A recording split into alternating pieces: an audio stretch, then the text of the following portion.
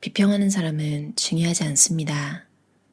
어떤 선수에게 실수를 했다고 지적하거나 이렇게 저렇게 했어야 한다고 훈수나두는 사람은 중요하지 않습니다.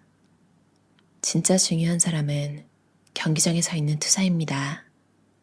얼굴에 흙먼지와 땀과 피를 잔뜩 묻힌 채 용감하게 싸우는 투사 말입니다. 물론 그는 경기 중에 실책을 저지르기도 하고 거듭 한계에 부딪히기도 합니다. 하지만 경기장의 투사는 자신의 힘으로 끝까지 경기를 치릅니다. 그는 위대한 열정이 무엇인지, 위대한 헌신이 무엇인지 압니다. 그는 가치 있는 목표를 위해 온몸을 던집니다. 경기 결과는 승리일 수도 패배일 수도 있습니다. 승리한다면 커다란 성취감을 얻게 되죠. 그러나 서로 실패한다 해도 그는 매우 대담하게 용감한 실패를 해낸 겁니다. 우리 자신이 완벽하거나 무결점 상태가 될 때까지 경기장에 들어가지 않고 마냥 기다린다면 어떻게 될까? 다시는 오지 않을 기회를 놓치고 소중한 관계를 희생시키고 귀중한 시간을 흘려보내고 우리의 재능을 외면하게 된다.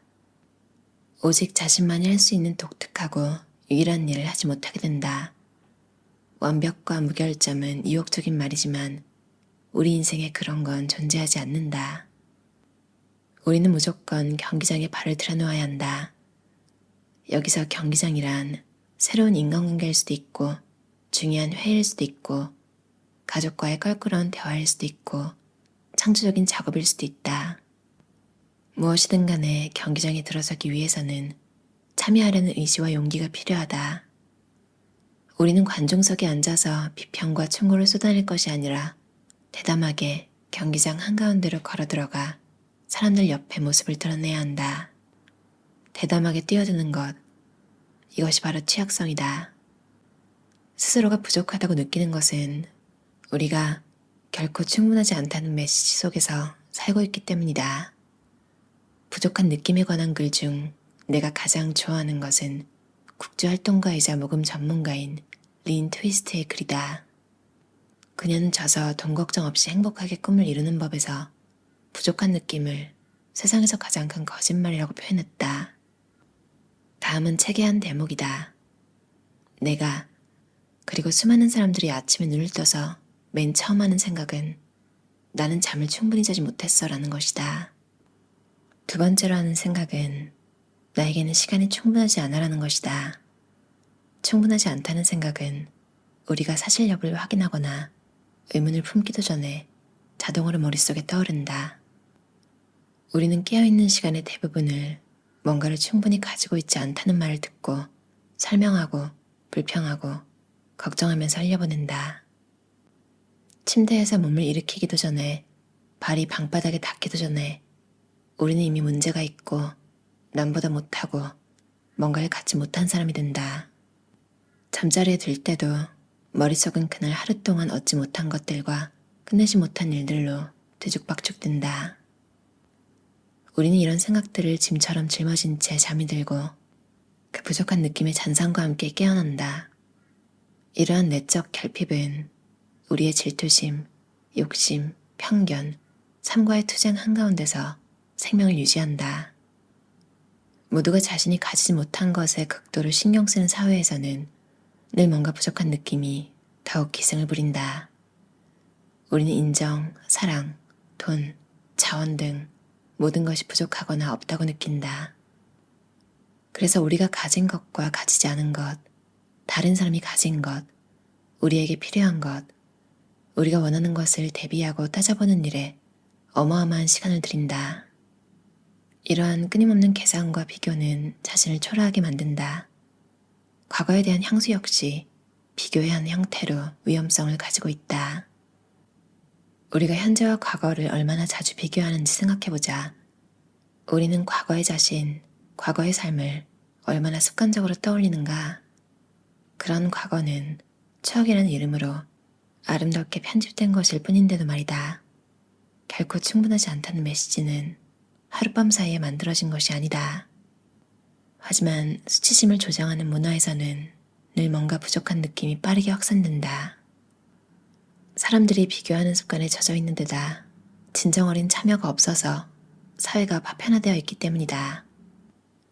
늘 뭔가 부족하다는 걱정은 우리 사회가 집단적으로 앓고 있는 외상후 스트레스 장애다. 그런데 우리는 치유를 위해 힘을 합치는 대신 겁먹은 상태에서 서로에게 화를 내고 피 터지게 싸운다. 결코 충분하지 않다는 메시지에 대항하는 방법은 풍요롭게 사는 게 아니다. 풍요와 부족은 동전의 양면처럼 생각되기도 하지만 정확히 말하면 부족함의 반대말은 충분함이다. 나는 여기서 더 나아가 충분함 대신 온 마음을 다함이라는 말을 쓰고 있다. 이를 달성하는 방법은 수없이 많지만 그 중에서도 핵심은 바로 취약해지기와 자아 존중하기다.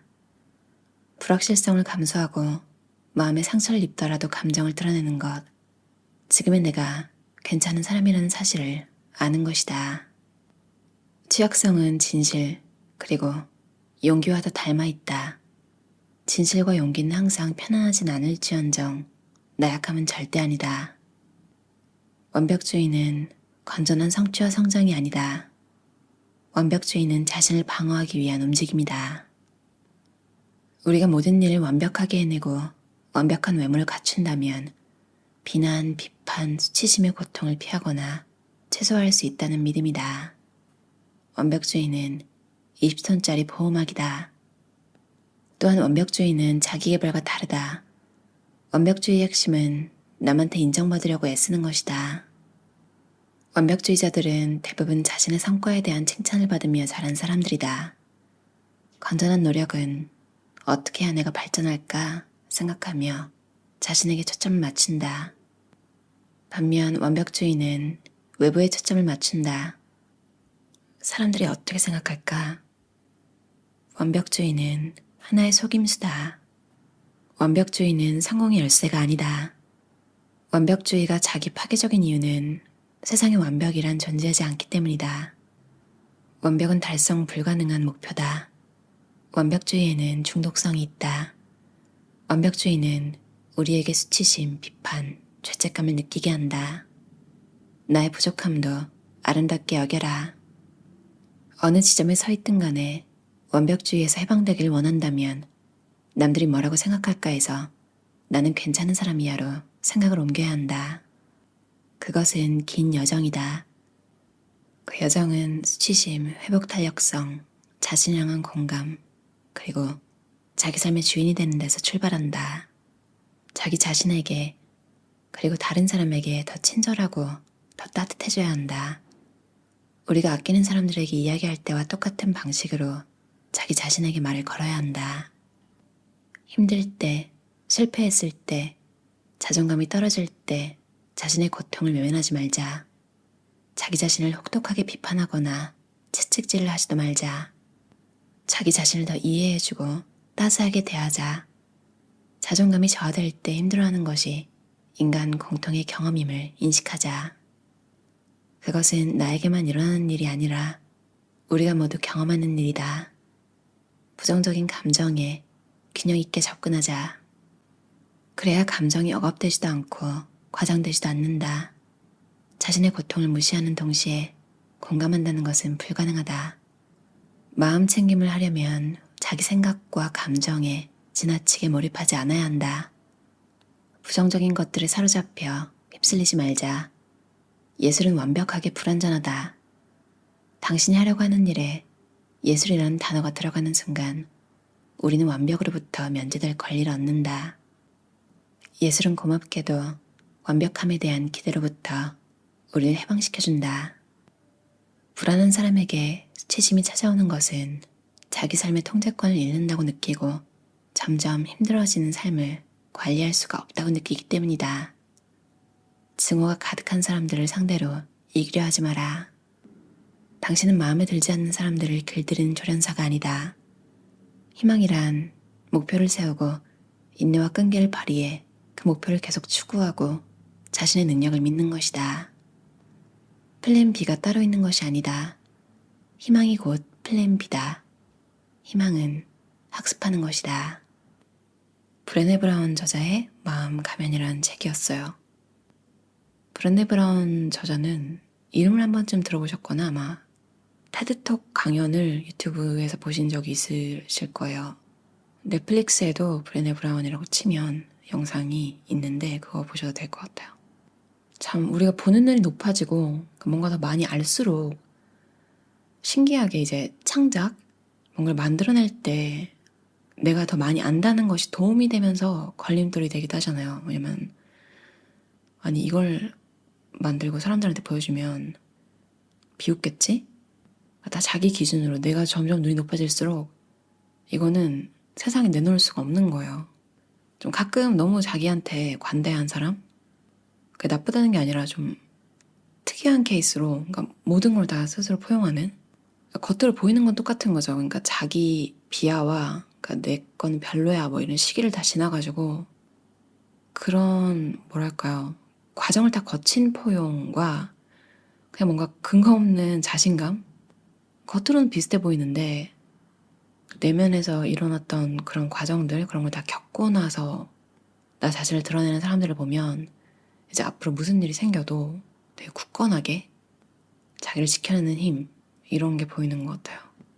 저도 그랬는데 예전에 초반에 이제 유튜브 시작할 때 한 친구한테 말한 적이 있는데 막 자막부터 그러니까 솔직히 허접하니까 말하기 쉽잖아요. 그러니까 이것도 별로고 저것도 별로고 근데 이제 시작하는 거고 나도 이걸 뭐 전문가로서 뭘 공부를 뭐 학위를 따고 뭐 어디 경력을 쌓아가지고 시작하는 것도 아닌 거 알면서 뭐랄까요 그냥 참 눈치가 없다 이런 생각이 들더라고요. 되게 부담스럽고 여러분도 그런 것쯤은 이제 짚어낼 수 있잖아요. 내가 만든 것에서라도. 근데 안다고 바로바로 다 고쳐지는 것만 있는 것도 아니고 배워야 되거나 그러니까 시간을 많이 써야 되거나 그런 제약이 있을 수 있잖아요. 저는 또 전업인 것도 아니고 근데 제가 유튜브를 볼 때 유튜버들에 대한 영상 이런 것도 가끔 뜨잖아요. 응원해주는 친구나 가족이 있는 사람도 있지만 진짜 신기하게 다 욕을 했다고 하더라고요. 야, 그거 되겠냐?